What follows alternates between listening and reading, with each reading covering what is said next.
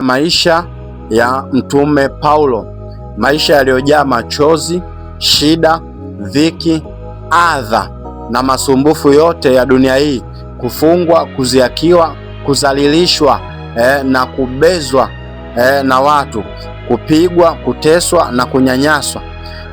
Haya ni miongoni mwa mambo machache kati ya mambo mengi sana ambayo aliyapitia Mtume Paulo, na siku ya leo tunaendelea kuangalia historia ya maisha yake. Tunaenda kuangalia maisha yake yote ya huduma, maisha yake yote ya kimwili, na tutaangalia mambo mengine mengi kwa kadiri ambavyo Mungu anatusaidia. Tutaangalia vitabu alivyoviandika, tutaangalia makusudi, miaka ya vitabu, tutaangalia huyu mtu alikufaje na nini chanzo cha kifo chake na kwa nini alikufa kifo cha namna hiyo. Hii ni sehemu ya pili ya simulizi. Kama uliikosa sehemu ya kwanza, basi video ipo katika channel yetu. Hakikisha unapata kujionea au kujifunza katika sehemu ile ya kwanza. Tumeongea mambo mengi mazuri sana ambayo tunaamini yatakuimarisha. Kama hujasubscribe channel hii, ni kuombe usubscribe na kushare kwa watu wengine wengi. Hii ni hazina ya kanisa. Subscribe, share na Mungu atakubariki sana. Jina langu naitwa Mwalimu Vincent Mwakisyala. Karibu sana mtu wa Mungu, twende tuwe pamoja katika kipindi hiki cha leo, ikiwa ni sehemu yetu ya pili. Anajielezea katika Wagalatia 1:13, anasema kwamba nalilitesa kanisa la Mungu kupita kiasi. Elewa neno kupita kiasi. Alidhamiria kabisa kuliua kabisa kanisa la Mungu, lakini kumbuka kwamba huduma ya Mungu haiwezi ikafa hata vita kubwa kiasi gani. Mambo aliyoyafanya, alifanya mambo yafuatayo katika kulitesa kanisa la Mungu. Jambo la kwanza, alikuwa anavamia nyumba za waamini. Yaani alikuwa anavamia nyumba za waamini. Kumbuka kwamba kanisa la kwanza halikuwa na jengo kama makanisa leo hivi. Kila kanisa tunaona lina jengo zuri, watu wanakutana, wanakusanyika. Zamani walikuwa wajengi majengo rasmi ya kuabudia, kwa sababu injili zamani ilikuwa ina vita. Wakikutwa wanaabudu, wanauawa, wanateswa, wanafungwa, wanadhalilishwa, wanafadhaishwa. Kwa sasa ilikuwa ni ngumu sana kujenga jengo, ila walikuwa wanakutana nyumbani kwa mtu. Unakuta sana sana walikuwa wanatumia nyumba ya mama yake na Marko kuabudia pale. Kwa unakuta wanakutana pale wanaabudu, au wanaenda kukutana tena kwa mshirika mwingine ambaye ana eneo kubwa nyumbani wanaabudu. Kwa hiyo Paulo alipogundua hicho kitu, akaanza kuvamia hizo nyumba za waamini. Alipokuwa anavamia, akiwakuta mpo kwenye ibada, anawaburuta wanaume kwa wanawake, anawafunga ndani, anawatandika, anawafanyia hujuma, anawafadhaisha, anawadhalilisha. Kwa hiyo aliwatesa, aliwafunga wanaume, aliwafunga wanawake, akawalazimisha wakufuru. Alikuwa anawalazimisha watu wa Mungu wakufuru, yani wamkane Yesu, waikane injili, wakane mamlaka ya kimungu, wamtukane Yesu. Kwa anawalazimisha wakufuru kwa nguvu, na usipofanya hivyo unadhalilika, unateseka, unaaibika. Lakini kwa kadiri ambavyo alivyokuwa anawalazimisha watu, kwa sababu watu walikuwa na nguvu za Mungu, hawakuweza kukufuru Mungu. Kanisa la kwanza lilikuwa ni kioo cha makanisa yote ambayo yanaendelea kujenga msingi katika Kristo. Lakini pia watu ambao walikuwa na waburuta, ambao walikuwa ni nje ya Yerusalemu, akiwakamata watu huko, maana alikuwa anaenda na vikosi, akiwakamata watu huko anawaleta wa Yerusalemu kwenye hilo baraza, alafu wanahukumiwa, anawapeleka mpaka kwenye hilo baraza, alafu wanahukumiwa. Sasa hayo mambo ndio yaliyokuwa yanamfanya Paulo aonekane mtu mwenye bidii kali katika imani yake. Yaani alikuwa ni mtu ambaye yupo tayari kuifia imani yake hiyo ya Ufarisayo, lakini alikuwa na imani ya dhati. Yaani alikuwa anampenda Mungu Paulo kupita maelezo, lakini imani yake ilikuwa imepotoshwa ndani yake. Unajua watu wengi leo wanampenda Mungu, lakini shida ni kwamba imani zimepotoshwa. Kwa unakuta wanampenda Mungu katika njia isiyo sahihi, ambapo hiyo pia na yenyewe ni tatizo. Yaani unampenda Mungu lakini upo katika imani ambayo sio sahihi, upo katika dini ambayo sio sahihi. Kwa kumpenda kwako Mungu bado kunakuwa ni bure, kwa sababu upo katika sehemu ambayo haijanyoshwa, sehemu ambayo imepotoshwa. Ndivyo alivyokuwa Mtume Paulo, au jina lingine alikuwa anaitwa Sauli, kama ambavyo lilikuwa linatumika katika jamii ya watu wa Israeli. Sasa tunaona baada ya kuwakomesha kabisa Yerusalemu, manake aliwatesa kanisa la Yerusalemu mpaka lile kanisa likatawanyika, waumini wakaukimbia mji, wakaondoka Yerusalemu. Lakini katika kuondoka kwao ndipo walipoenda huko wakawa wanaendelea kuhubiri Injili. Tunamwona mfano Filipo alimkimbia Sauli Yerusalemu, lakini alipokimbilia huko akaendelea kuihubiri Injili na Injili ikawa inatawanyika. Kumbe Sauli alifanyika kama daraja la kuisababisha Injili iendelee kuenea mbele pasipo yeye kujijua, kwa sababu yeye aliona kama anakomesha, kumbe ndio Injili inatawanyika vizuri zaidi, inazidi kuenea kwa kasi. Kwa baada ya kuona amewakomesha Yerusalemu, akagundua kwamba Dameski ni mji mwingine ambao Wakristo hapo wengi sana. Akasema sasa ninaenda huko. Akaenda kuomba ridhaa katika baraza. Baada ya kuwaomba wazee wakampa kibali kwamba nenda huko ukawakomeshe. Kwa hiyo akawa anakwenda. Alipokuwa njiani ndipo akatokewa na Yesu. Akaulizwa swali moja ambalo alishindwa kabisa kulijibu. Akaulizwa, Sauli, Sauli, mbona waniuzi? Sauli akasema, wewe ni nani? Akasema, mimi ni Yesu ambaye wewe unaniuzi. Kwa hapo tunaona maandiko wengi wanakifahamu sana kisa hiki. Baada ya hapo jamaa akawa kipofu kwa siku 3 na akawa amejikuta amefunga bila kula bila kunywa, na alikuwa haoni. Yaani huyu mtu alikuwa haoni, anywi, umeona, wala hali kwa muda wa siku 3, na wakatembea mpaka huko ambako Yesu aliwaambia waende. Na huko alipofika wakawakuta wanafunzi wa Yesu, na Anania akaja akawaombea, na baada ya kuombewa akapata kuona tena, akabatizwa rasmi. Baada ya kubatizwa, nini kilichofuata kwa Mtume Paulo? Biblia inasema alienda Arabia. Tunapozungumzia Arabia tunaiongelea Saudi Arabia hiyo. Saudi Arabia, upande mmoja wa Saudi Arabia ya kale huko ndiko Paulo alipokwenda tu mara tu baada ya kubatizwa akaenda huko. Ukisoma katika kitabu cha Wagalatia 1:17 anajielezea vizuri kwamba alienda huko Saudi Arabia. Sasa huko walikuwa wanatumia neno Arabia. Huko Arabia alienda kufanya nini? Huko bwana alienda kwa sababu alikuwa anataka kujipa kipindi cha kutafakari. Baada ya kukutana na Yesu, unajua mambo mengi yanatembea kwenye akili yake, yanatembea kwenye fahamu, kwa sababu mtu ni farisayo mkubwa sana ambaye kajifunza vitu vingi tangu akiwa mdogo. Sasa anapopata imani hii ambayo aliitesa sana, amewaumiza sana watu wa Mungu, sasa anatafuta muda wa kutafakari, hii inakuaje, hii mambo mbona sielewi. Kwa akatafuta muda wa kutafakari, na kipindi hicho ambapo anatafakari hayo mambo, akaanza kujifunza upya maandiko. Maandiko aliyokuwa anajifunza, alikuwa anajifunza maandiko yale ya Torati kuanzia kitabu cha Mwanzo mpaka kitabu cha Malaki. Akawa anajifunza, anapitia upya Torati na manabii. Na kwa kadiri alipokuwa anapitia upya, ndipo alipokuwa anamuona Yesu katika kila andiko. Yaani kila andiko ambalo analisoma anamuona linamuongelea Yesu. Kila andiko analolisoma anamuona linamuongelea Yesu. Ndipo alipojigundua ya kwamba yeye alikuwa ni mjinga kiasi gani kuwapinga watu waliokuwa wanamtangaza Yesu, ambao yeye aliwaona wale watu ni wajinga na kuwadhalilisha. Akajikuta kumbe yeye ndio mjinga kabisa, amewadhalilisha watu ambao wako sahihi kabisa, na wale watu ni wapole, hawajibu mashambulizi, hawafanyi chochote, wamekubali kuonewa. Umeona, akiwa katika huko Arabia anaendelea kutafakari haya mambo.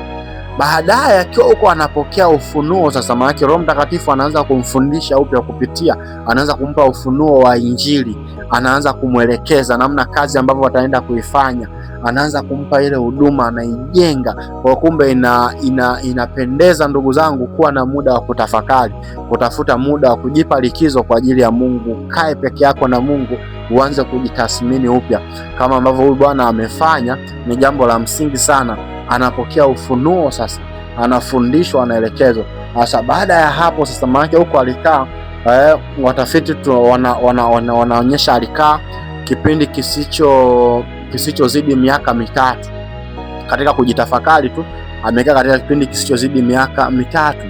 Sasa hapo ndipo anaanza kuhubiri, anaanza kumtangaza Kristo, anaanza kuitangaza Injili, anaanza kutangaza wokovu.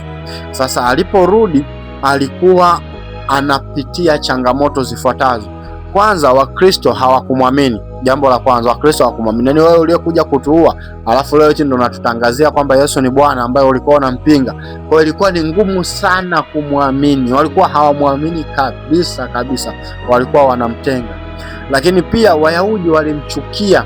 Umeona sasa mambo mawili, Wakristo hawamwamini, Wayahudi wanamchukia. Wayahudi wanaomchukia ni wale ambao wametoka katika ile dini ya Kifarisayo, wale Mafarisayo, Wayahudi ambao wanashika Torati, wale ambao wanashika ile sheria. Umeona, wale ambao wako chini ya Mafarisayo na Masadukayo wakamchukia, wakamwona kama huyu ni snitch, wakamwona huyu ni msaliti. Kwa wale wanamchukia, hawa hawamwamini. Kwa Paulo hana pa kukimbilia, haaminiki kwa Wakristo, anachukiwa kwa Wayahudi.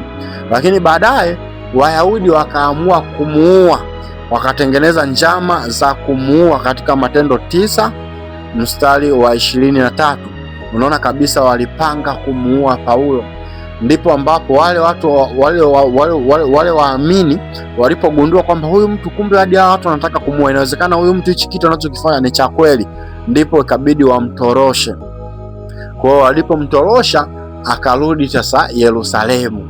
Huko Yerusalemu Wakristo, kwa sababu amewasambaratisha, amewazalilisha, amewafunga, amewanyanyasa, ilikuwa ngumu sana kukubaliwa Yerusalemu. Kwa akajikuta tu sasa yuko Yerusalemu, lakini hawezi akaungana na wale waumini wengine, hawezi, akajikuta ni mpweke, ni mnyonge, yuko mwenyewe. Ndipo mtu mmoja anaitwa Barnaba. Huyu Barnaba ndiye yule ndugu yake na Marko. Ipo siku tunaweza tukajifunza kuhusiana na habari zake. Barnaba ndugu yake Marko, yule mtu alikuwa na roho wa Mungu kweli kweli.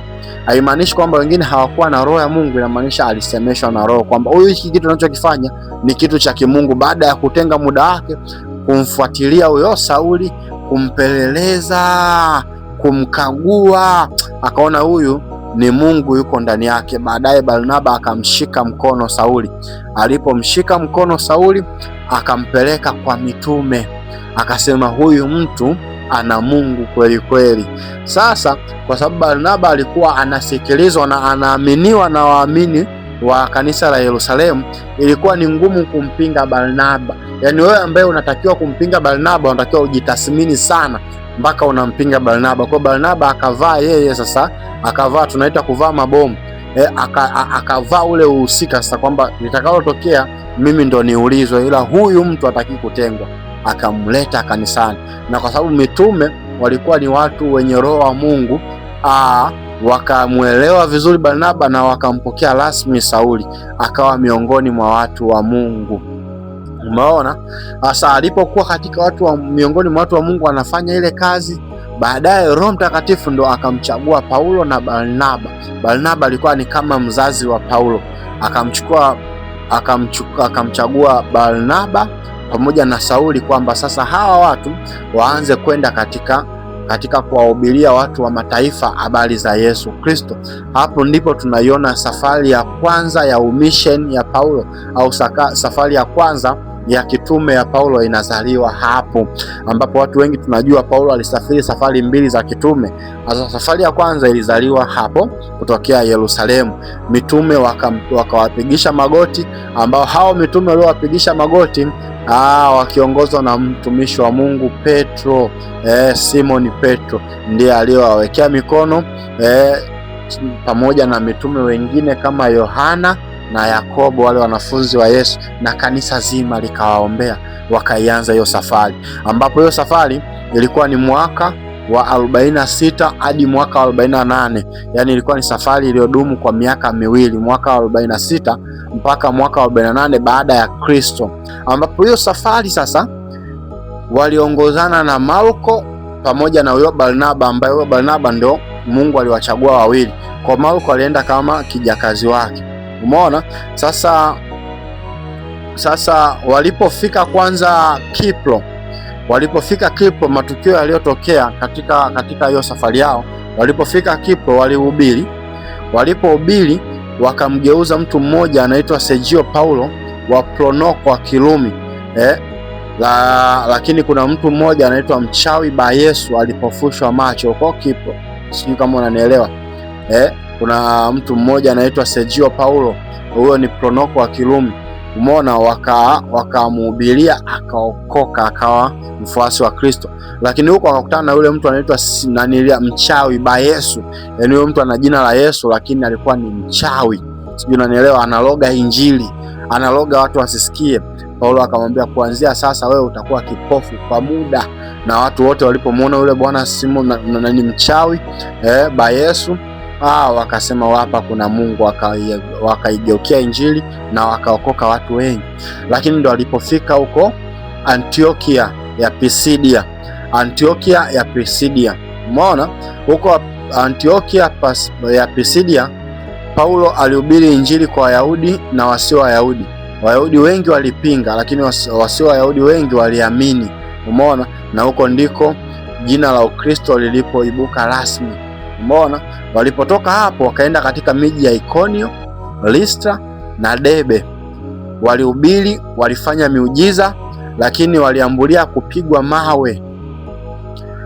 Walitandikwa mawe na kuachwa wakizani wamekufa, lakini waliendelea mbele. Umeona, walipigwa mawe kiasi cha kwamba waliowapiga mawe wakasema hawa watu wamekufa, sasa tuondoke. Umeona, wakawaacha wakiwa wamekufa pale, lakini hawa watu wakaamka kama waliofufuka katika wafu, wakaendelea tena na injili. Umeona, hasa changamoto za safari ya kwanza, changamoto za jumla za safari ya kwanza, upinzani mkali kutoka kwa Wayahudi. Walipitia upinzani mkali sana kutoka kwa Wayahudi, lakini changamoto nyingine ni kupigwa kwa mawe. Tumeiongelea hapo, walipigwa na mawe mpaka kuoneshwa kwamba wamekufa. Lakini kuna changamoto nyingine, kutopokelewa. Umeona, kutopokelewa. Kuna sehemu walikataliwa kabisa, ijapokuwa lengo kubwa lilikuwa ni kueneza injili katika Asia ndogo.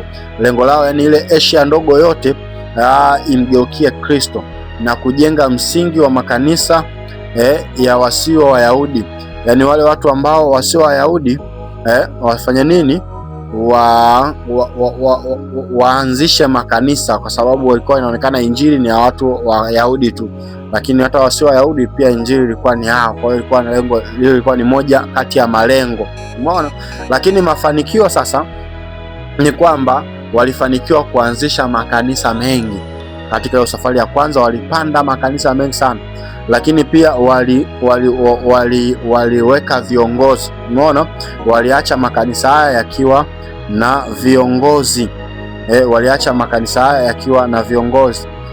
Sasa tunaingia katika safari ya pili. Safari ya pili tunaona walisafiri katika miji ifuatayo. Safari ya pili walisafiri katika miji ifuatayo. Walisafiri katika Asia ndogo, ambapo ilikuwa ni Makedonia na Ugiriki. Umeona, Makedonia na Ugiriki, ambapo huko Makedonia na Ugiriki kuna mambo yalitokea. Lakini kabla tujaangalia haya mambo yaliyotokea, ni kwamba hii safari ya pili ilifanyika kuanzia mwaka wa 49 mpaka mwaka wa 52. Hii safari ya pili ya kimisheni ilikuwa ni mwaka 49 mpaka mwaka wa 52, ambapo safari hii sasa Paulo alisafiri na Sila.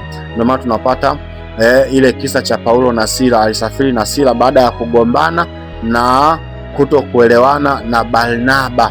Paulo na Barnaba walifika sehemu wakashindwa kabisa kuelewana, wakagombana, basi akaamua kuondoka na Sila, ambapo sasa tunaona safari yao walienda Asia ndogo na Ugiriki. Tunapoongelea Ugiriki ni huko Uyunani. Umeona, ambapo sasa huko Asia ndogo walitembelea makanisa walioanzisha katika safari ya kwanza. Walitembelea makanisa walioanzisha katika safari ya kwanza. Umeona, lakini pia kuna sehemu inaitwa Troas. Troas Paulo aliuona maono ya mtu wa Makedonia anamuita aje Ulaya, katika Matendo 16:9 pale hadi 10. Unaona pale alitokewa na mtu anamwambia, bwana njoo Ulaya huko tunahitaji injili. Umeona, lakini walipofika Filipi wakaanzisha kanisa la kwanza Ulaya. Baada ya yale maono sasa wamesha wakaenda Ulaya. Walipofika huko Ulaya ndio huko Filipi. Umeona, walipofika huko Filipi wakaanzisha kanisa la kwanza kabisa huko Ulaya. Kanisa la kwanza Ulaya ndio la Filipi. Umeona? Na huko sasa walimbatiza mtu mmoja anaitwa Lydia. Umeona? Na matokeo aliyoyapata huko, Paulo na Sila wakafungwa gerezani. Umeona? Kwa sababu ya kumponya ule kijakazi mwenye pepo. Walipigwa, walichapwa viboko mchana kutwa, waliteseka, na wakafungwa gerezani. Kuchapwa viboko sasa ilitokana na wale watu kutoamini kwamba Paulo ni Mrumi, kwa sababu Paulo akamwambia mimi ni Mroma. Umeona, mimi ni Mroma. Mroma hakutakiwa kuchapwa viboko, mimi ni Mroma wa kuzaliwa. Lakini wale watu walikuwa wanaona huyu bwana anajitetea, ni muongo, wakamtandika viboko. Baada ya kugundua kwamba wamemchapa Mroma, waliogopa sana, ikabidi wamfunge usiku ule, wakawafunga chumba cha ndani. Watu wakaanza kuimba kule. Tunaona kilichotokea ni kwamba tetemeko likatokea, milango ikafunguka ya gereza, na yule bwana akataka kujiua, akamwambia usijiue, wafungwa wote wapo salama, hakuna aliyetoroka. Basi yule bwana akaamua kuokoka yeye na familia yake. Nafikiri hicho kisa tunakikumbuka vizuri sana. Umeona, walipoachiwa usiku ule ule. Umeona, lakini baada ya hapo sasa tunaona wakaenda sehemu inaitwa Thessalonike na Berea. Wakaenda Thessalonike na Berea. Walipofika huko walihubiri na kukutana na upinzani mkali, lakini walifanya kazi ya Mungu vizuri, na wakatoka hapo wakaenda sehemu nyingine inaitwa Athene. Umeona, ambapo hiyo safari yao ilikuwa ni Paulo na Sila, lakini baadaye aliongezeka Luka, akaongezeka na Timotheo katika hiyo safari. Umeona, kumtia moyo Paulo. Ambapo kwa Athene Paulo alihubiri katika Areopago kuhusu Mungu asiyejulikana. Kama mnakumbuka kile kisa cha Mungu asiyejulikana katika ile Matendo 17, basi huko kunaitwa Areopago. Huko ndiko Athene, ambako Athene ulikuwa ndio mji wenye elimu kubwa, lakini ulikuwa una watu wanaabudu miungu mingi sana, mpaka sehemu kwa Mungu asiyejulikana. Na ukisoma kitabu cha Matendo 17 utakutana na jinsi ambavyo huyu bwana anajenga hoja katika mambo mengi sana ambayo alikuwa anafanya nini, anakabiliana nayo. Baada ya kutoka Athene wakaingia katika mji unaitwa Korinto. Umeona, ambayo yote hiyo ni miji ambayo ilikuwa Ulaya, ambapo Korinto alikaa hapo muda mrefu, yani na takriban miezi 18 alikaa Korinto akifanya kazi mchana ya kutengeneza mahema, afu jioni alikuwa anakwenda kuhubiri. Alijifunza kazi za mikono, alikuwa anataka mpaka anaondoka hapo kanisa la Korinto limesimama, ambapo changamoto alisimama, alikutana na upinzani na alikuwa anapigwa. Kuna baadhi ya sehemu alikuwa anapigwa kabisa na alifungwa gerezani, na baadaye ilikuja kuongezeka mashaka kutokana na usalama wake huko Korinto. Umeona, lakini lengo la safari hii ya pili ilikuwa ni kupeleka injili Ulaya na kuimarisha makanisa. Umeona, lengo lilikuwa ni kupeleka injili Ulaya na kuimarisha makanisa. Umeona, hizo ndo malengo ambayo yalikuwa yanamfanya aende huko Korinto. Sasa ukiachana na hizo safari za kimisheni au safari za kitume ambazo alikuwa amesafiri, lakini Paulo alikuwa amewaandikia barua makanisa yake mengi sana ambayo alikuwa anayasimamia, ambapo miongoni mwa barua hizo ambazo zinafahamika zipo kwenye Biblia ni 13, lakini zipo barua nyingi ambazo zilipotea. Ziko barua ambazo zilipotea, tutakuja kuziongelea baadaye, lakini tunaona aliandika barua au waraka wa Wathesalonike. Waliwaandikia nyaraka mbili, Wathesalonike wa kwanza na wa pili, ambapo nyaraka hizi aliziandika kati ya mwaka 50 hadi 52 baada ya Kristo. Hizi ndizo nyaraka za kwanza kabisa Paulo kuandika. Watu wengi tunafikiri alianza kuandika kitabu cha Warumi, lakini hapana, alianza kuandika nyaraka hizi. Umeona, aliziandika hizi nyaraka sababu ya kuatia moyo waamini wapya wa Wathesalonike waliofuata Ukristo katikati ya mateso. Umeona, aliwaandikia kwa sababu walikuwa wanateseka sana, akawaambia anawatia moyo. Umeona, na kuwafafanulia kuhusu kurudi kwa Kristo na ufufuo wa wafu. Lakini ule waraka wa pili aliuandika baada ya kuona wale watu wameuchukulia ule waraka wa kwanza katika mapokeo mabaya, kwamba watu hawafanyi kazi, sasa wanasubiri kurudi kwa Kristo. Akawaandikia waraka wa pili kwamba hao wanapaswa wafanye kazi na kwenda kwa utaratibu. lakini baadaye akaja akaandika waraka wa Galatia, ambapo huu aliuandika katika mwaka wa 53 hadi 57 pale kati ya hiyo miaka. Sababu ya kuandika waraka huu ilikuwa ni kurekebisha mafundisho potofu kuhusu wokovu na matendo ya sheria badala ya imani katika Kristo. Paulo anashuhudia uhuru katika Kristo. Umeona, anaonyesha kabisa kuwa uhuru katika Kristo. Kwa hiyo anarekebisha mafundisho potofu ya wokovu kuhusiana na matendo ya sheria ya imani badala ya Kristo. Hiyo ni katika waraka wa Galatia. Ndio maana unakuta anakuwa mkali, enyi wa Galatia wapumbavu, ni nani aliyewaloga? Umeona, ni nani aliyewaloga? Lakini katika nyaraka zilizofuata aliandika waraka wa kwanza na wa pili wa Wakorinto, ambao katika nyaraka hizo za Wakorinto aliandika takribani mwaka wa 54 hadi 57 baada ya Kristo, mwaka wa 54 hadi 57 baada ya Kristo.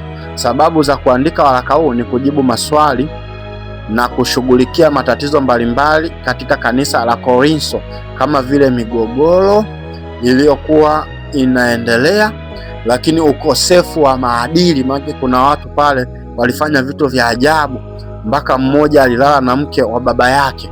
Yaani mtu aliamua kwenda kulala na mke wa baba yake. Kwa Paulo anaonyesha kushughulika na migogoro ambayo ilikuwa katika kanisa hilo la Korintho. Watu walikuwa na migogoro mingi, lakini matatizo ya kiibada. Watu walikuwa wamejitenga katika makanisa. Wengine wanasema mimi ni wa Petro, mimi ni wa Paulo, mimi ni wa Apolo, lakini alikuwa anaeleza pia kuhusiana na masuala ya ufufuo. Hiyo ni Wakorintho wa kwanza na wa pili. Lakini baadaye sasa ndipo akaandika kitabu cha Warumi. Umeona, takribani mwaka wa 57 hadi 58 hapa tunaona anaandika kitabu cha Warumi. Umeona, hii sababu ya kuandika kitabu hiki ni kuweka msingi juu ya theolojia yake, akieleza kwa undani injili ya wokovu kwa neema kwa njia ya imani na jinsi ya Wayahudi wasio Wayahudi wanavyounganishwa katika Kristo. Yaani wale Wayahudi na wale ambao sio Wayahudi, jinsi ambavyo Kristo anawaunganisha na kuwa kitu kimoja katika mwili wake. Umeona, lakini pia aliutuma huu waraka kwa sababu alikuwa anajiandaa kwenda Roma. Walipokuwa anajiandaa kwenda Roma, aliutuma huu waraka kwamba watu wawe na taarifa naye, ili watakapofika wasiwe na wasimshangae, wampokee vizuri. Lakini baadaye akaandika kitabu cha wa Filipi, wa Efeso, wa Kolosai na Filimoni katika mwaka wa 60 hadi 62. Hapo aliandika vitabu hivi vinne, wa Filipi, wa Efeso, wa Kolosai na Filimoni, ambavyo aliandika hizi nyaraka alikuwa gerezani, alikuwa amefungwa. Kwa hizi nyaraka zinaitwa nyaraka za gerezani. Umeona, unaposoma hivi vitabu vya Filipi, wa Efeso, wa Kolosai na Filimoni, ujue aliyeandika alikuwa kipindi hicho yupo kifungoni, lakini aliyeko ndani ya kifungo anawatia moyo walioko nje. Umeona, sababu za kuandika vitabu hivi ambavyo alikuwa gerezani na huko gerezani alikokuwa amefungwa, alifungwa wapi? Inasadikika alikuwa amefungwa katika Roma, alikuwa amefungwa huko Roma. Umeona, Wafilipi inahusu furaha katika Kristo. Alikuwa anawaambia Wafilipi kuhusiana na furaha yake iliyo ndani ya Kristo. Kwa hiyo watu wote walio katika ndani ya Kristo wanatakiwa kumfurahia Kristo. Lakini Waefeso alikuwa anazungumzia kanisa kama mwili wa Kristo. Wakati wa Kolosai alikuwa anapingana na uzushi. Sasa baadaye anaandika kitabu cha Timotheo wa kwanza na wa pili na kitabu cha Tito. Hizi nyaraka zina jina la kuitwa nyaraka za kichungaji. Timotheo wa kwanza, wa pili na Tito zinafahamika kwa jina la takribani kwa jina la nyaraka za kichungaji, ambapo ziliandikwa takribani mwaka wa 62 hadi 67 baada ya Kristo, ambapo sababu za kuandika nyaraka hizi ni kutoa maelekezo kwa viongozi wachanga wa kanisa, ambapo viongozi hao walikuwa ni Timotheo na Tito, walikuwa ni viongozi wadogo kiumri. Kwa sasa ni wachanga hawa watu, wanahitaji maelekezo muhimu katika kuifanya hiyo kazi. Kwa alikuwa anawapa maelekezo, umeona, kuhusu uongozi wa kanisa, mafundisho sahihi na maisha ya Kikristo. Ziliandikwa kwa hizi nyaraka zilikuwa zimeandikwa kipindi cha mwishoni mwa maisha yake, yani karibu anakufa, ndio alikuwa anaziandika nyaraka hizi. Umeona? Sasa baadaye tunamuona tunamuona baada sasa ya kuandikia hizo nyaraka, na anawaaga kabisa katika nyaraka zile, anasema mwendo nimeumaliza, umeona, imani nimeilinda, umeona. Anaongea katika Watimoseo wa pili 4:7 pale, umeona. Hizo alikuwa anawaaga hawa watu wa Mungu, ijapokuwa kitabu kingine kinachosadikika kwamba alikiandika yeye ni kitabu cha Waebrania, ambapo bado anatafutwa mwandishi wake, lakini inasadikika kwa asilimia kubwa, yawezekana kwamba yeye ndiye aliyeandika hicho kitabu, umeona. Sasa tunaelezea sasa kifo chake, tunaelekea katika kifo chake, umeona, kifo chake. Baada ya safari zake za kitume, Paulo alikamatwa na kufungwa gerezani huko Roma. Tunaona katika kitabu kile cha Matendo 28:16. Ingawa matendo ya mitume yanaishia Paulo akiwa kifungoni akihubiri, historia na mapokeo yanatuhamasisha mengi kuhusiana na kifo chake, umeona, kuhusiana na kifo chake, umeona. Sasa tarehe na mahali alipouawa, inakadiriwa Paulo aliuawa chini ya utawala wa Kaisari Nero, na aliuawa kwa sababu ya kuihubiri Injili, umeona. Kaisari Nero ni mtu ambaye alikuwa ni ana roho mbaya sana. Miongoni mwa viongozi wenye roho mbaya waliotokea katika taifa la Roma, basi alikuwepo mtu anaitwa Kaisari Nero. Huyu bwana alikuwa hana mchezo, alikuwa na roho mbaya na ni mkatili aliyeua watu wengi sana chini ya utawala wake. Licha tu ya kuua watu wengi, aliwaua Wakristo wengi mno chini ya utawala wake, ambapo miongoni mwa Wakristo aliowaua alikuwa ni Mtume Paulo pamoja na Mtume Petro. Ambapo Mtume Petro yeye aliuawa kwa kusulubiwa msalabani, kichwa chini miguu juu. Ikimpendeza Mungu, siku za usoni tutakuja na historia ya Mtume Petro. Siku za baadaye hapo kidogo tu tutakuja na historia za Mtume Petro. Tutaangalia aliuawa kichwa chini miguu juu msalabani. Baada ya kusulubishwa msalabani, akawaomba, akamwambia, Bwana, mimi sitaki nisulubishwe kama Yesu, sitaki nifanane na Bwana wangu, ila naomba nisulubishwe kichwa chini miguu juu. Petro alikuwa na mafunuo hayo kwa sababu watu wangemwabudu yeye badala ya Kristo, kwa sababu kuna watu wanaishi kama Petro ndiye msingi. Mfalme Nero aliamuru kwamba Paulo auawe kwa kukatwa kichwa. Adhabu hii ya kukatwa kichwa ilionekana ni adhabu ya heshima sana, tofauti na ile adhabu ya kusulubiwa msalabani. Adhabu ya kusulubiwa msalabani ilikuwa ni adhabu ambayo anapewa mtu aliyelaaniwa, mtu ambaye anaonekana kama takataka, anaonekana kama si kitu. Huyo ndiye atakayepewa adhabu ya kusulubiwa msalabani. Na makosa yaliyokuwa yanapelekea watu wasulubiwe msalabani ni makosa ya kujaribu kupindua serikali ya Kaisari, au kuhasi au kukufuru Kaisari, au ilikuwa ni adhabu nyingine kubwa sana ambazo zilikuwa zinatokana na dini zao na miungu yao, na adhabu nyingine za uhaini. Hizo adhabu zote zilikuwa zinakufanya usulubiwe msalabani, inaonyesha umelaaniwa. Na kifo cha msalabani ni baada ya kutandikwa viboko, na unawekwa pale, unakufa taratibu mpaka pale utakapokata roho. Lakini kifo cha kukatwa kichwa kilikuwa ni kifo cha heshima, na kifo hichi kilikuwa ni kwa ajili ya raia wa Roma peke yake. Ndio maana unaweza ukaona huyu mfalme Nero ndio mfalme ambaye alimuua Mtume Petro, aliamuru Mtume Petro auawe. Lakini Petro alipigiliwa msalabani na Mtume Paulo aliuliwa kwa kukatwa kichwa. Unaweza ukajiuliza, watu hao walikuwa wanafanya kazi aina moja, kwa nini wamekufa vifo vya tofauti? Ni kwa sababu Paulo aliheshimiwa, kwa hiyo akafa kama raia wa Roma, ambaye raia wa Roma ilikuwa asulubiwi msalabani isipokuwa kwa makosa ya uhaini. Hayo ni machache katika mengi juu ya historia ya Mtume Paulo, ambapo tumebahatika kukuandalia. Tumepata neema hiyo kwa Mungu, lakini kama una maswali juu ya Mtume Paulo au juu ya kipindi chetu chochote ambacho tumekuwa tukiviongelea hapa, namba zetu ni hizo hapo. Unaweza ukatutumia ujumbe wako au unaweza ukawasiliana na sisi, lakini pia unaweza ukaacha comment yako hapo kwenye hapo chini, na sisi tutazipitia na kuendelea kufundishana kwa kadiri ambavyo Mungu anatupa nafasi. Lakini kama unatamani kuwa sehemu ya vipindi hivi au kuwa sehemu ya huduma hii au unatamani kuungana nasi kwa namna yoyote katika huduma hii, katika kufanya kazi hii ya Mungu iendelee mbele, basi namba zetu ni hizo hapo.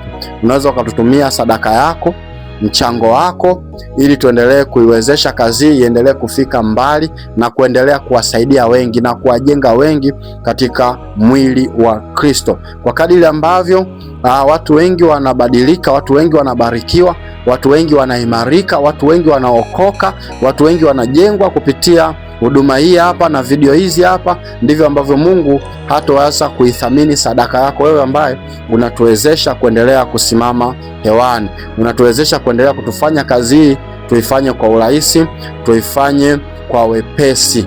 Basi namba zetu ni hizo unazoziona hapo, mtu wa Mungu, na Mungu atakubariki sana sana sana. Jina langu linaitwa Mwalimu Vincent Mwakisyala. Kama hujasubscribe channel, basi fanya kusubscribe sasa, lakini usiache kushare kwa watu wengine wengi, na Mungu atakubariki mpaka wakati ujao.